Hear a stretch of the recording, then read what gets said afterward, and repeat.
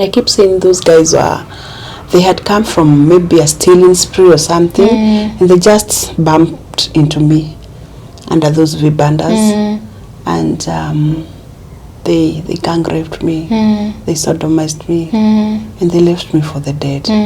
Shrubs, bushes grew, and they ripped me off my clothes, and they gang raped me, and they sodomized me. And at some point I felt so much. Remember, I'm not healed completely. Yeah.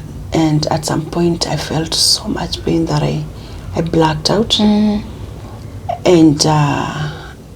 when I woke up, maybe an hour or so later, they had left.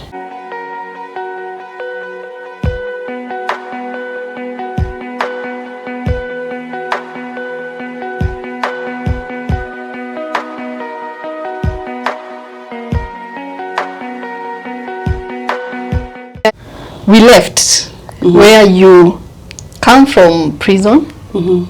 Umeka, beshte yako amekutupanisha.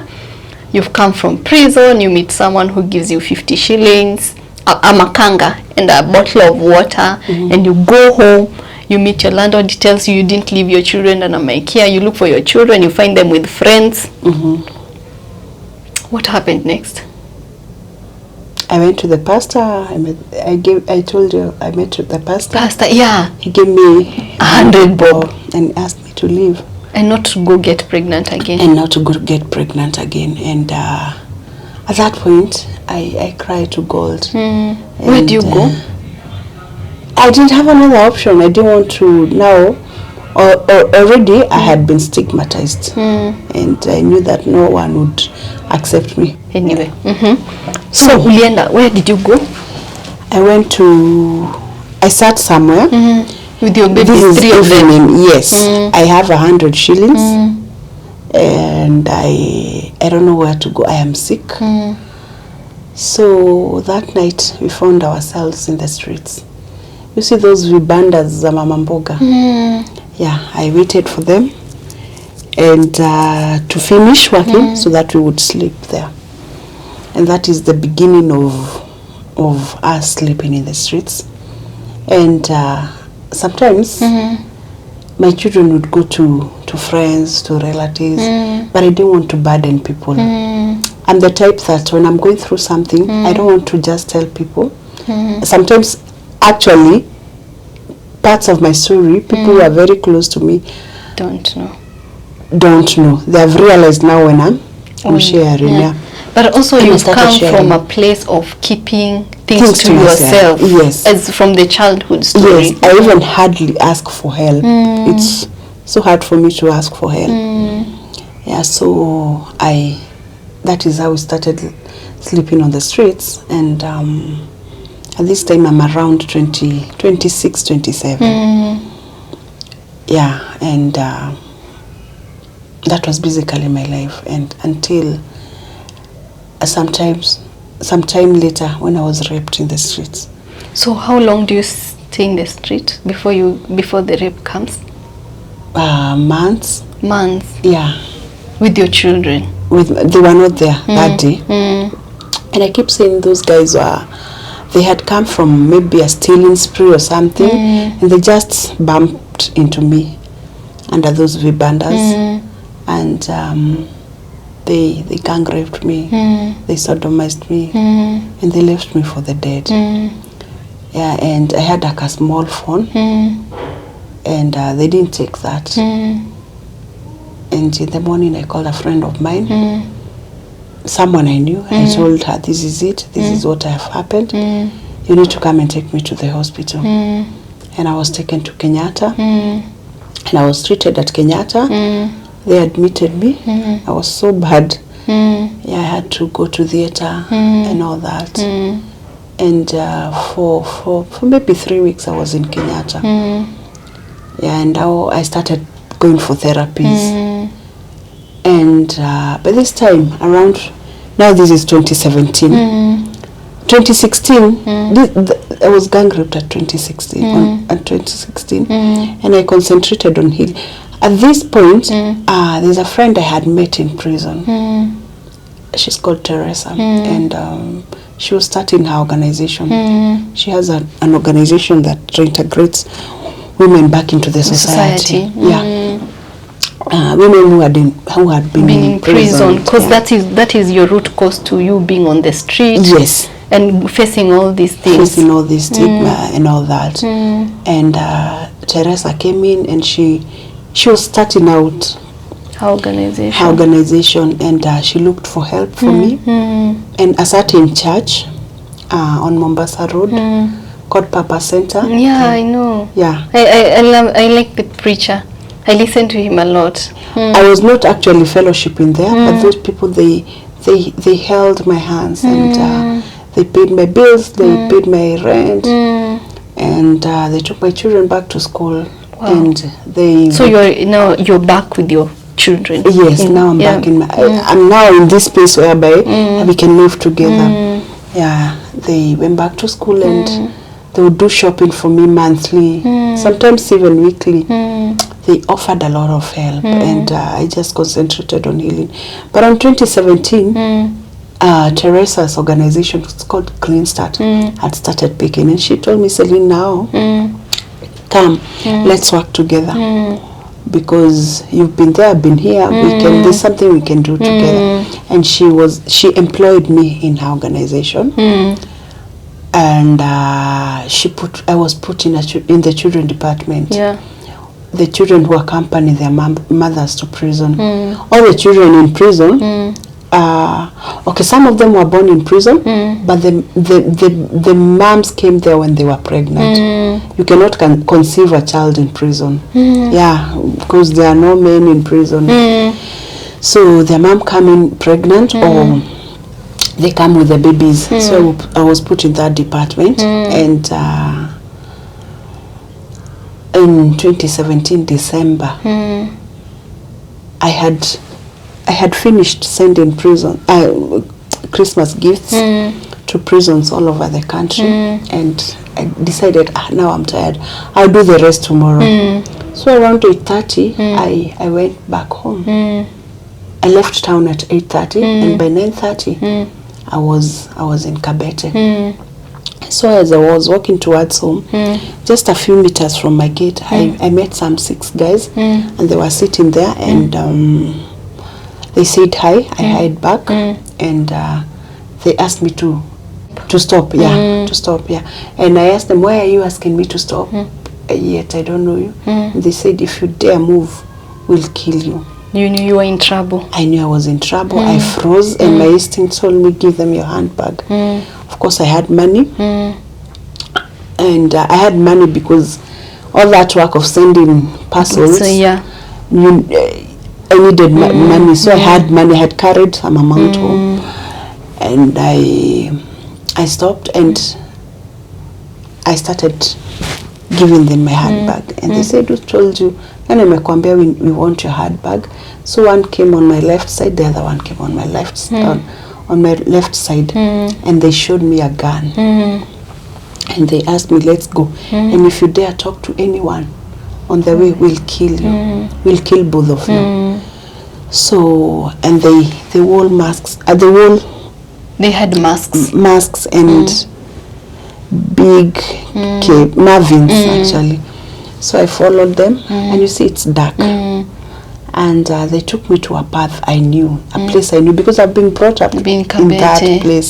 So I knew, and they took me to a place where there is a river, but before we get to the river, and there are shrubs, bushes growing, and they ripped me off my clothes, and they gang raped me, and they sodomized me.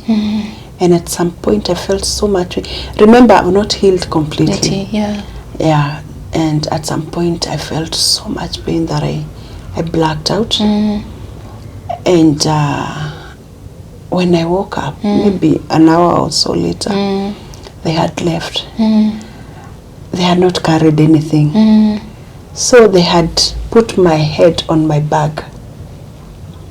And so I felt for my bag, and I pulled it, and I looked for my phone, and I called my sister-in-law. And I told her, this is what is happening, and I can't walk because they had put sticks in me. And there was no way I was going to remove those sticks. So she came with a friend, and they took me to the police station. Before a rape victim gets treated, they have to have an OB. Yeah, so we reported, and I was taken to Nairobi Women, and I was admitted. And actually, Christmas 2017, I was in Nairobi Women. Yeah, and I was taken to theatre again.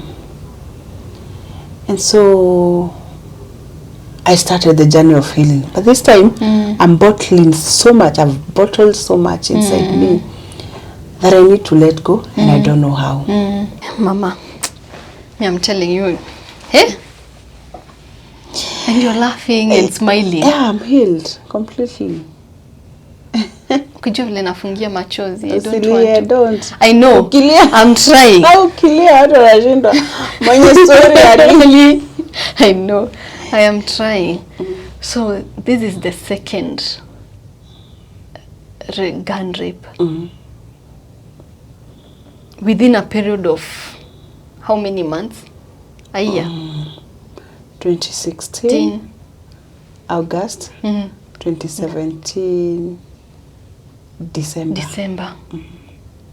So it's about a year end. Yeah. You're not even healed. So you're taken to Nairobi Women, you're being treated. I'm being treated, and then I leave Nairobi Women. And remember, I'm so used to just moving on. Yeah.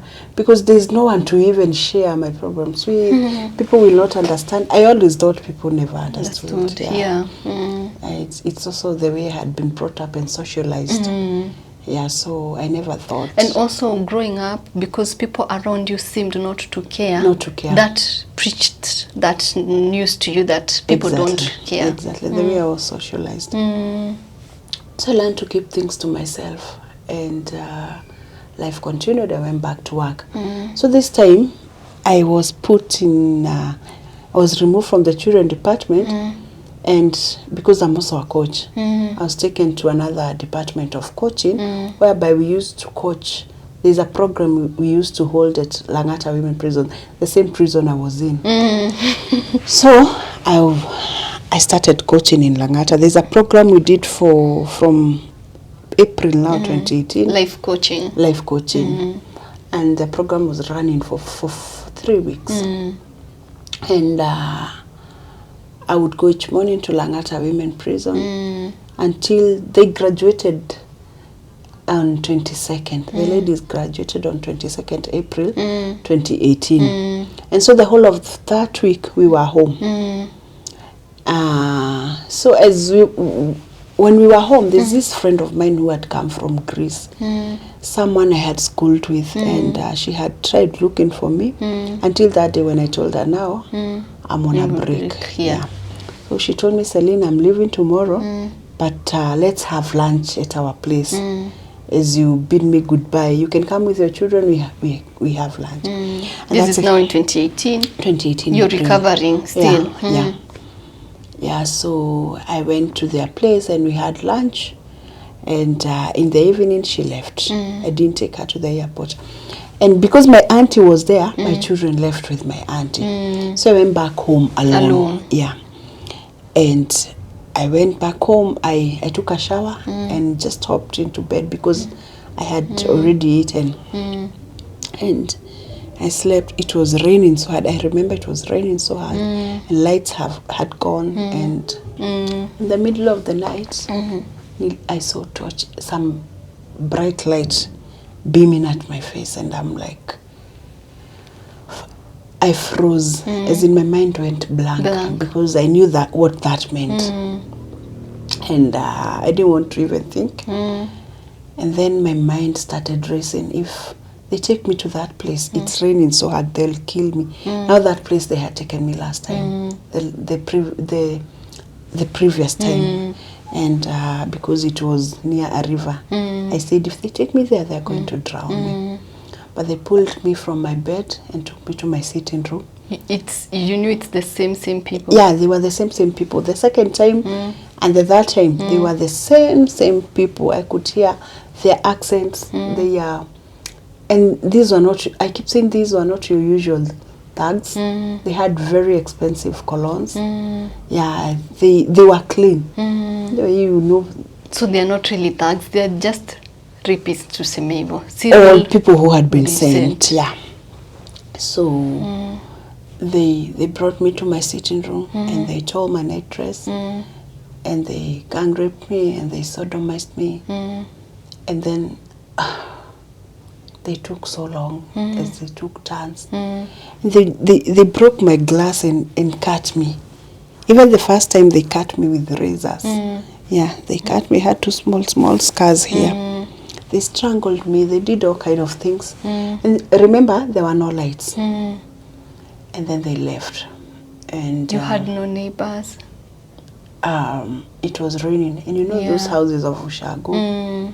One neighbor is here, the other one is there. Over, yeah. I couldn't even scream. How? So, and they had guns. They left, and when they left, I just froze. I stayed froze there. They had put a rolling pin in me, and just I felt like my life is ending, and I felt like I don't want to even call anyone because I just want to die. And I just wanted to die. I was bleeding. I'm here. I'm naked. And I blamed God so much. I told God, he would have just killed me. Because what rape does to you is it takes away everything. Your dignity. So I saw no point of living. And after some time, I thought about my children and the kind of life I have lived. And I didn't want them to live that kind of life. Because if my mom was there, maybe my life would have been better. And so I said I'll call someone. I called people. It's 3 a.m. No one is responding. And I called, no one is responding. And I remember I put up a post on Facebook and said, if you're in Lokabete and you have my contacts, kindly call me. Nobody called. But I realized later that people saw that post and nobody called. Yeah, so... But one friend of mine came from Nairobi. He called me. He came from Nairobi. I took an Uber to Kabete, and they came and they took me to a hospital. And I was admitted again at Nairobi Women. And this time, the first thing they did is they took me to theater. Yeah, and I stayed for so long in hospital because there were wounds. I had so many wounds. There were things they needed to do.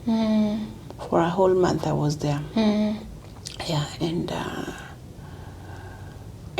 what pulled you through that season mentally? Because of so much pain, I felt numb and I couldn't feel anything. And here I was taking preps now to prevent HIV. I'm on injection to prevent hepatitis, all those things. And the medication is, the side effects of preps is bad. It's bad. Yeah. You're always vomiting, diarrheaing, and all that. And I was so bitter with life. But I moved on because for the sake of my children. And at this point, I had started going to church. Just going to test waters. Yeah. But I got born again in prison. But I had lost faith in church. And I was attending a very small church. And I can say that this is the first time I felt so much love in a church. Because remember Papa Center, I've never attended. They just knew my story. I just attended once and they just knew my story and just came in. So this is a church I attended physically 3 times and there was so much love. And the pastor took keen interest in me. And but he would come to hospital and I would tell him, please don't tell me about God. I don't want to know him because there's no God. But then he knew the space I was in. And there's a friend of mine who used to come, my friend used to come to see me in hospital, and they liaised. They paid, my pastor paid for a house. Yeah, he actually paid for that house for a whole year, together with his wife, and shopping money and school fees. Yeah, and they moved me from that place and completely to a new environment. Yeah. So when I came from hospital, I went to a new house. Yeah, now here I don't know how to feel. I don't know how to now start living. Yeah. And even the fear. The fear. Because it has happened within a span of 2 years. Not 2 years. The second and the last in a span of 4 months. Wow. Yeah. So I'm actually not even walking at this point because I don't know what they did, but I couldn't walk. I had now to go for physiotherapies. It was a whole lot of work. What I would do is my daughter would leave for school. My sons were in boarding schools. I'm even shaking and I'm not feeling cold. Would leave for school in the morning. I would not even draw curtains. You'd stay in. I would stay in, sleeping the whole day. And each time I wanted to go out and see somebody, I would not even open that door. I would open the door when my daughter comes back, send her to the shops, and then cook, and then just sleep. Yeah, and that was basically my life. And I felt like there's nothing I'm living for. I'm only here for my children. And thoughts of suicide would come here and now and then. So I would go for therapies, but nothing changed for me. There's so much pain in me that nobody could, therapy would not help. And at one point, I was bordering between sanity and insanity. Yeah. Actually, the doctor asked me to go to Madhare because the pain, and I didn't know how to let go of that pain.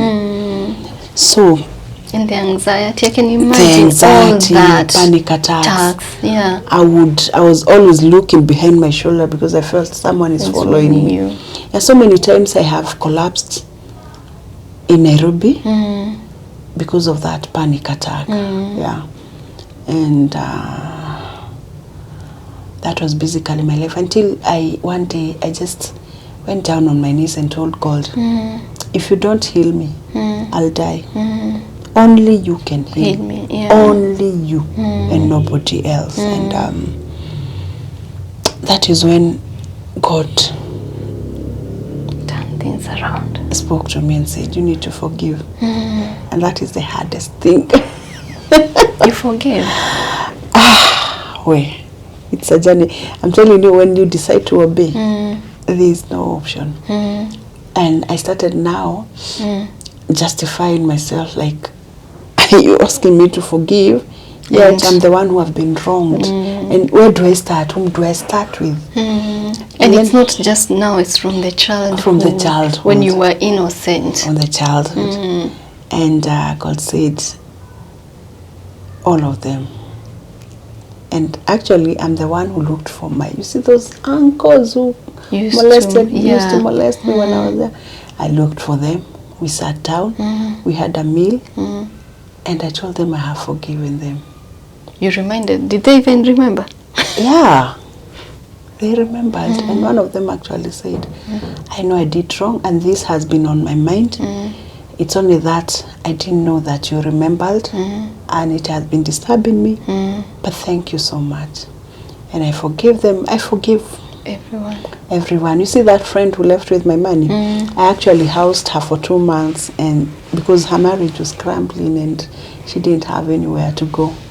So I told her, yeah, you can come to my house. Your God, you have a gift, an extraordinary gift. And I forgave her. And my ex, I forgave him. I had to let go. Your ex tunelewa.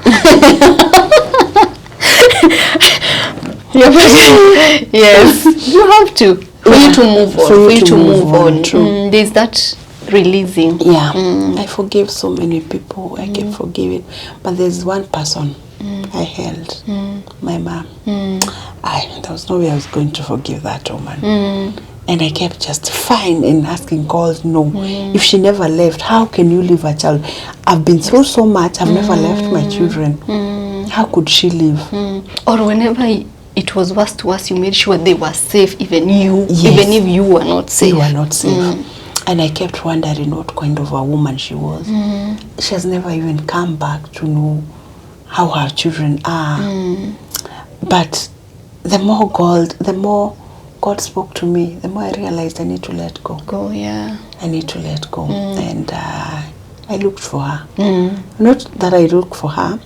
God had made a way. My younger brother, who left with my mom, had looked for us. And for a whole year, I knew where he was. And I never even one day asked if my mom is alive or not. So when God spoke to me, and the more he kept working on my heart, I called him and I asked him, and he told me, yeah, your mom is blah blah blah. And funny enough, where my mom was and where I was brought up, it's only 20 shillings by matatu. Wow.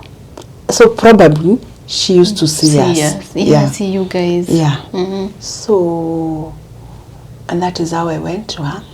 I asked my pastor to take me and 2 other people, and I went to see her. What did you tell her? What on your way, before what you told her, on your way going to see her, what were you thinking? How she looks like.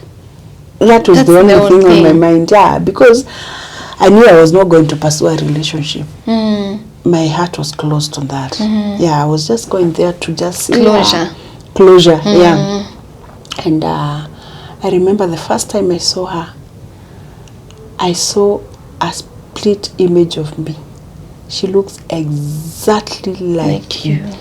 Everything. I don't even think I have anything of my dad. Did she recognize you? Yes. Yes. She saw you and she went like NJOKI. Yes. Yes. And when we sat down, I went on my knees and I asked for her forgiveness for all the times I have cursed her unknowingly, because I didn't know what happened between her and my father. That's where compassion comes in. Yeah. And we hugged and I cried. See, I've never been hugged, but actually it's even so hard for me to hug, to call someone mom. I've never called someone. Only my aunt sometimes, but if my mother-in-law was alive, I don't know what I could have done, because it's so hard for me. Yeah, even dad actually.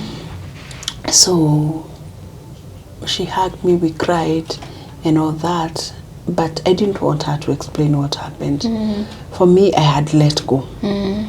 And that's when I realized I will pursue a relationship. But not that fast. Yeah. And the moment that happened is when I started. Did she ask you to forgive her? Yeah, she asked me for forgiveness. Yeah. Which was liberating to you? It was so liberating. I felt like some weight had been lifted off my shoulders. I can imagine. Yeah, and that is when I healed. And funny enough, when God asks you to do something, just do it. You know why? I had this wound in my womb. I was on medication, and the doctors had said that I will be on medication for the rest of my life. I wouldn't go for a long call without medication. And now I do that freely. As in, the next time I went to see the doctor, he asked me, what happened? Why? I can't see the wound. I told him, God healed me. And he said, I want to know your God. Wow. Because that was too fast. Like, it was too fast. Yeah, and that is how my journey of healing started. Yeah.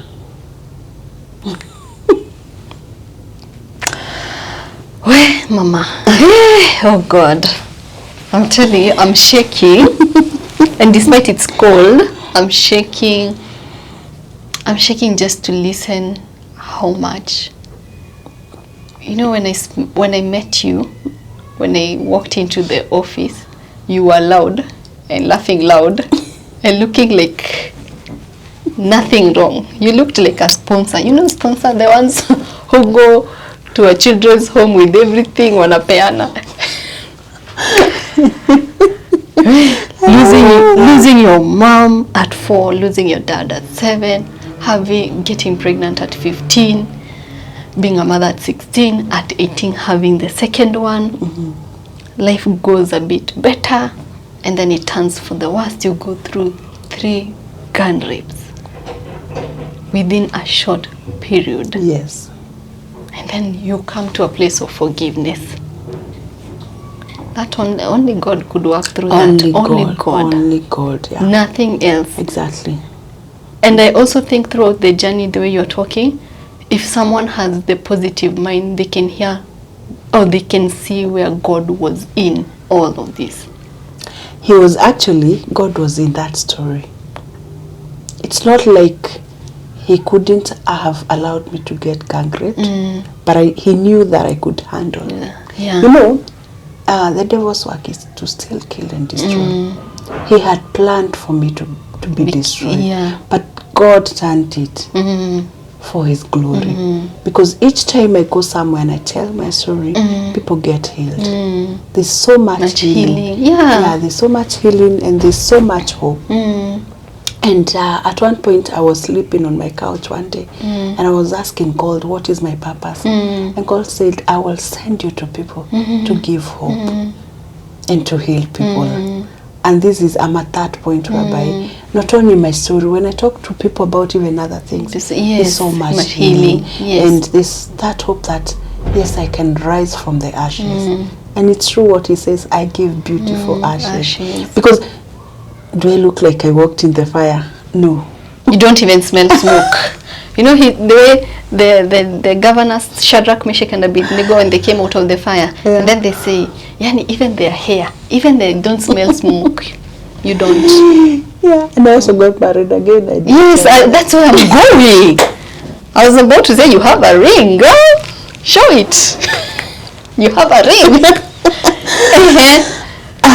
Turn around. Turn around in. So this is 2018.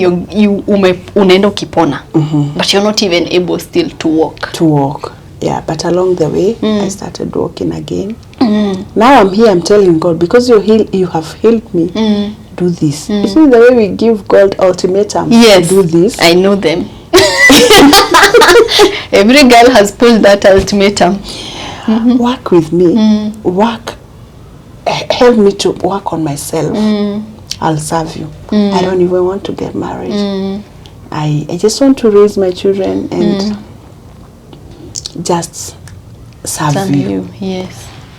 Who is God? This is inaitwa shenanigans za kama kujambia. Things you tell yourself, you think like God is like me. No, he's not like you. His ways are many. Sometimes I feel like we tell ourselves that to console ourselves. It's true. Kwanza when your friend starts telling you, na kaeji kanaenda, unasema mimi. Not even. Actually, wewe ni mzuri. Ulikuwa unaambiwa age mimi. I have boys. Yes. 2 boys. And then what you've gone through. Yes. Unless you'll be married as a second wife, ama by a divorcee, ama a widower. Which is not bad. It's not bad. It's not bad. They're all human beings. They're all human beings. So, I tell you the surprises God can pull. So, I had a friend.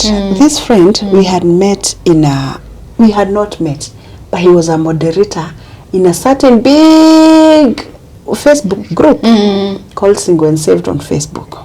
Single and Saved, umesikia? Mwenye ako hapo nje na ako single. Na nataka mtu wa kanisa. Na si wa kanisa, wote si wa kanisa. So I was in that group and it was, I was so silent. These are those silent members. And that moderator, I didn't even notice him because he's the quiet type. He's just moderating. He's the quiet type, very quiet, and his posts are boring. So I never even noticed him. Yeah. So it happened. A mutual friend told him, "There's a friend of mine going through this, and I think if you speak to her, she'll be able to come through this." Now you're going through the healing part. Yeah, the healing part, and sometimes thoughts of suicide. It's not easy. It's not easy. Healing is not a one-off thing. It's a lifetime process. It's a by the lifetime way. process too. So he came to my inbox and said, Celine, this is me and blah blah blah. If you ever need a friend, just know that I'm here for you and I'll walk with you. I said, I didn't reply. So 1 month later, 1.5 months later, I'm here contemplating suicide. And I have a plan laid out. And how you're going to do it? Yes, I had drugs, I had pills, and I said I'll pop them. And then my children were with my auntie that night. So I decided, why not tell one person? If I go missing, at least he'll tell them she committed suicide. Then they come looking for you. Yes. You know. Yeah. So I decided I'll not tell a friend, I'll tell a stranger. So I went to my messenger and found that message. I said, hi. He hired back. He was online. He said, yes, Celine, I'm here. I told him, this is what is going to happen, and I'm doing this, and blah, blah, blah, blah. No, the committing suicide plan. Yes. He convinced me. We spoke the whole night on messenger. The whole night, and he convinced me, and I threw away the pills. And the following morning, he came from Nakuru. He used to live in Nakuru to see me in Nairobi, and we became friends. And at this time, you're not even clicking anything. No, I mean, he has seen you in the worst. And first of all, this guy, I felt like he's too born again for me. He's too quiet and too humble. Post zake ni boring. When he's too humble for me, and knowing myself, and you see, I've been independent for so long, so I needed someone who felt like, if I ever got married, who felt like he had authority over me. And also, I'm not looking to have a relationship. I'm just coming out of a very hard time. Yeah. So, but he was that friend I would call in the middle of the night. He would come from Nakuru to take me to my clinics and Nairobi women. And I actually looked for girls for him.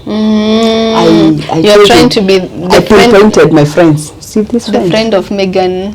She's called Meghan Markle. Who? Yeah. You were trying to be that friend.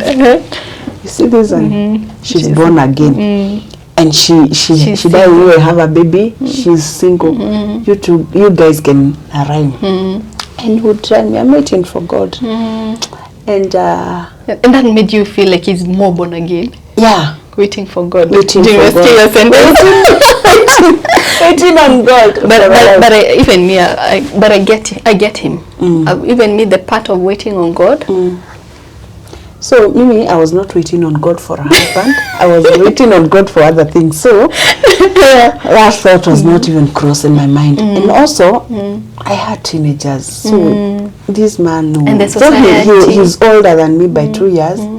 No, and but society imekwambia hauwezi. Society. Yes. The society. I'm telling them. I'm looking at the society. I'm telling them. You see what you tell people. The society. Yeah. So, and I had also listened to friends who told me, yeah, you know, get married, blah blah. We'll take you with boys. With boys, especially that. So we were just friends until one time. Remember, I'm also trying to create my relationship with God. One point, I'm sitting on my couch, and I have a vision. Vision inakwangaje? It's just like a picture. And you're not sleeping. An image, something is playing. Like you zoomed out and go somewhere. No, you're just there. You seem like a picture of something happening. Yeah. So I'm sitting there. I saw a vision. I saw myself having a wedding with him. I laughed that day in my house alone, like a crazy person. You know why I was laughing? This is impossible. And you're not thinking like it's you overthinking.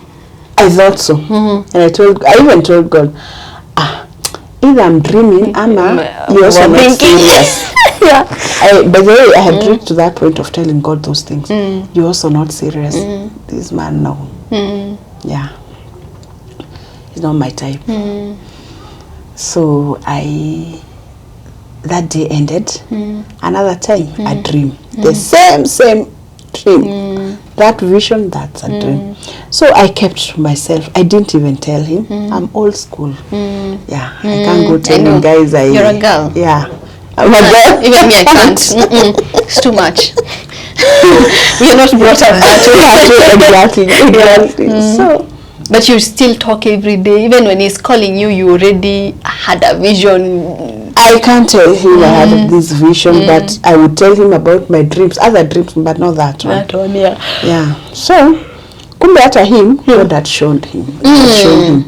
Actually, he had come from a 21 days fast. 21 days fast.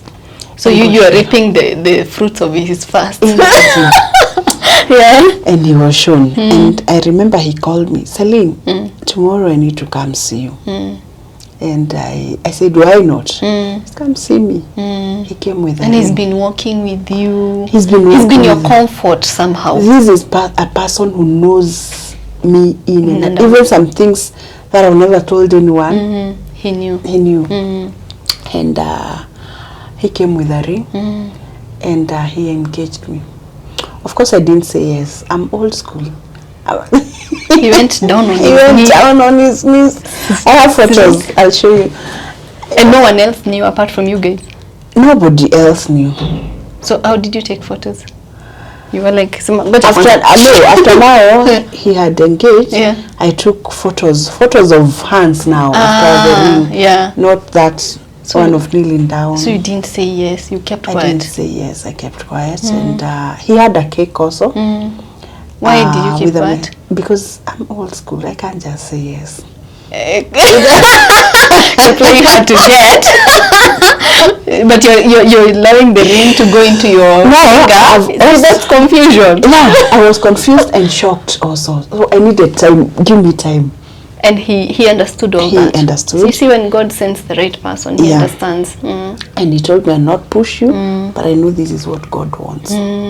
And so after a week I said yes. And the moment I said yes, we started planning for our wedding.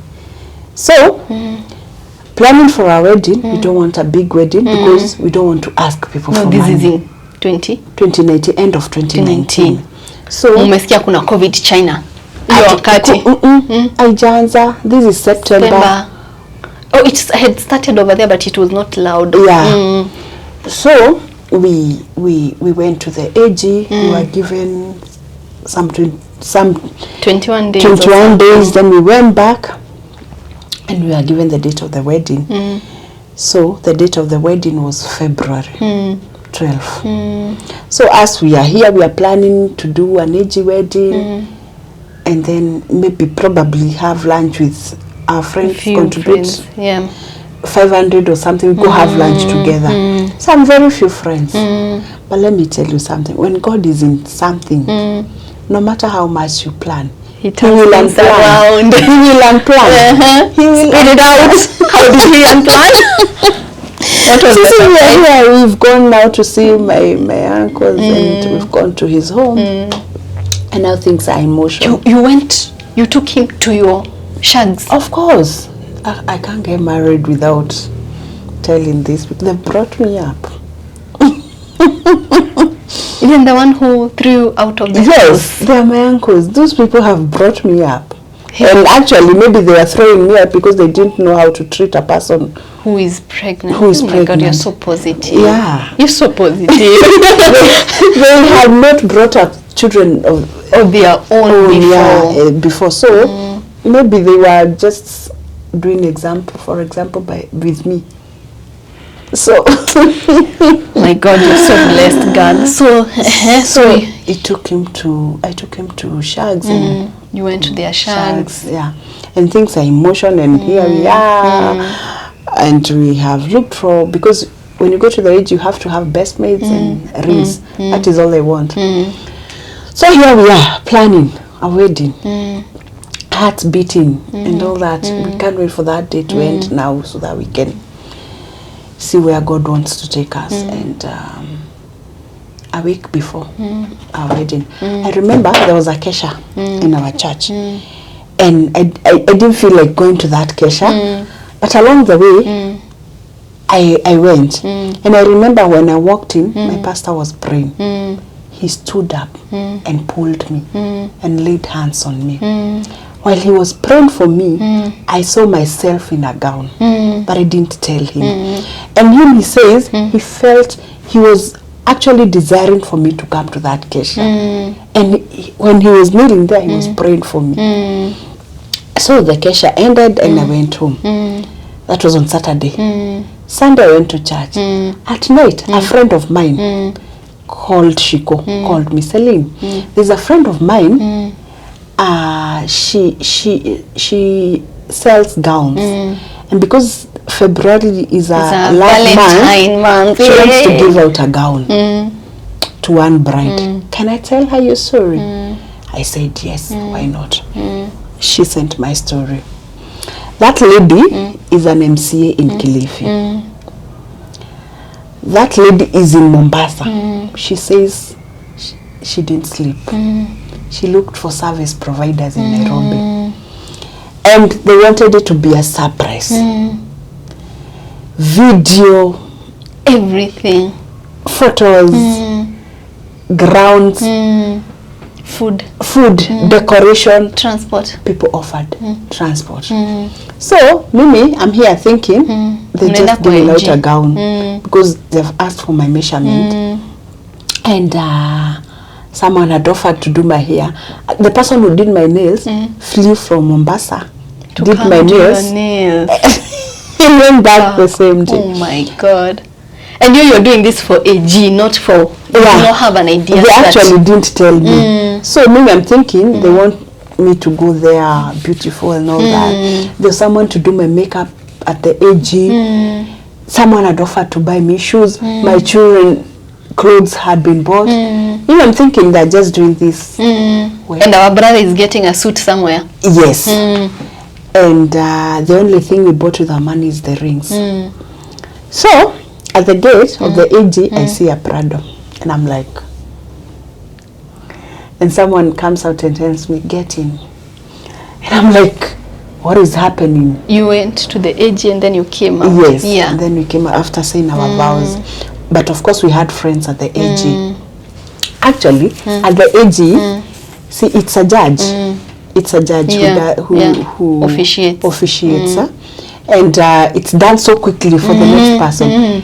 When I got in, there was my friend celebrated. He left the office for us and told us, you guys celebrate as much as you want, something that has never been seen, and then I'll come back. Yeah. So the people who are next, I don't know how long they waited. They had to wait for us. And then outside the gate, there's a Prado. I get into the Prado. I'm taken to the... I attended my own wedding. Like, they had even invited my friends, my family, his family, without my knowledge. Because of course I had friends who are close and they knew. Even him, he knew. He didn't know. So it was a surprise for both of you. It was a surprise for both of us. Like, oh my God, all the news sent, all the things. Thank you so much. You're making this story so much. beautiful. I've never even actually, I thank them. Tell them. They might watch. Yeah, this will be watched by the way. True. So tell them. So the person who gave food is called Pauline Kinja. Pauline. Thank you so much, Pauline. Drinks, Brechi. Brechi's Kitchen, Brechi Kiki. Thank you so much, Brechi. Photography is Danson Njoroge. Thank you, Danson. Thank you so much. And Shiko, my friend, and the whole event organizer. And she also gave the gown. Yes. She's called Martha Koki. And the person who gave the cake, I don't remember. I'm so sorry. Whoever gave the cake. Thank you so much. Also the decor, the grants, your hair, your nails. My nails were done by Pauline Owol. She's in Mombasa. I don't remember the salonist, but money was sent for me for the salon. and these Seraphim events, they give out the deca, the plates and all that, and vehicles, Masharia, thank you so much. DJ, DJ Mo, thank you so much. You guys were there, thank you so much. I can't thank you enough, but I know that all I pray for you is blessings and blessings and blessings. May God keep blessing you abundantly, and may you never lack. May your cup always overflow for what you did for me. This is unforgettable. Yeah. And above it all, God. Yeah. And above it all, put it all together. My father. After the tears. He's my father. After all that After tears all, and pain. it's like he was showing off with me. And people keep saying they ate mbaka, cocktails, uji, there was everything. Asa tu kukula because dancing and all that, yeah. And I like that phrase of when God shows up, he shows off. He shows off. Yeah. He did that. He showed up. He showed off. Exactly that. And when you attended your own wedding, a surprise. When you entered in that Prado, you didn't know where it was going. Yeah, and I was trying to figure out because they had also taken my phone away, so there was no way of knowing. Because do you know why they had taken my phone away? Because they had posted on Facebook. That they were going to surprise me. They had tagged me. So people on Facebook had seen this before me, and probably they would have called me. Yes. So they took away my phone. Yeah, and there's also this girl from Milele FM. She's called Diana Tagut. She's the one who emceed my wedding. Wow. Yeah, so I attended my own. As in, they took me there, and I'm like, whose wedding is this? How did they even know the colors? The colors you love? Because I said the gown color. So they worked with that. They worked with that, yeah. But it's so amazing when it's beyond your imagination. Exactly. It's not, the way we imagine things. Oh, my wedding is going to be like this, and then you're walking into. Yeah, and you loved it. And you see the way people are stressed, planning for their wedding. I was not stressed. And that wedding was around 1 point something or 2. Wow. Or 2M because the DJ, everything that was given out, and this can only be some things. It's only God. They don't just come. It's only God who allows people to come through for you. Yeah. So there's a time we were learning in church about names of God. And one of the names that really stood out for me and stuck in my heart was the God of recompense. Yeah. He just comes and wipes the tears. The tears. Because that gives someone hope when they are hopeless. That there's a God who will one day remember you. Yeah. Yeah. And now, here I'm getting married to a person who has never brought teenagers. He's never been a father. No, he's never been a father. He has never been in a marriage. At least me, I have an experience. Stupid marriage. Exactly. Yeah. And then this is a person, at least I have an experience of the outside world. He got born again at in Form 2. And stayed happy. So this is a man who has helped people. And here I've done also crazy. I've gone out. Yeah, you see, I was also asking God to give me strength to be able to walk with this man. Yeah. But God is faithful, and here we are, almost 3 years later. Yeah. How is marriage like? Well, beautiful. I keep. People say that marriage is not a bed of roses. Yeah, it's not. Yeah. You see, when people hear my story, they will say it's too early. Yeah. But I know marriage is beautiful with the right person when he is your friend. Because also marriage, it's not like having a relationship. In a relationship, you can hide. some things. Marriage, this one, you will wake beside this person for the rest of your life. Till death do you part. But, yeah. So you will see him in his vulnerable moments. You will wake up with him, mate huku umetoka, makeup yetu inaishanga, makeup, you see, yani he wake up with you, he knows your vulnerabilities, he knows I don't know, let me tell you something, marriage changes people. And I keep telling people, if you are not ready, and if you have not, especially if you have not heard from God, please don't. Because submitting and loving a person unconditionally is not easy. Yeah. It does things to your heart, your ego, and your pride will be slayed in a marriage. I know. Yeah. And especially if you've gone through hard moments. As women, I don't know about men, but we toughen up, and then we put up these walls, barriers, and somehow you get into it. They have to come down for it to be safe.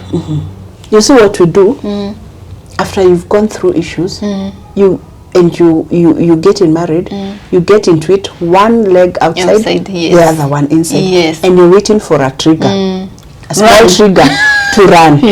So unless you ask God for help, and unless you walk with the Holy Spirit, it will never work. It cannot work. You'll always be ready.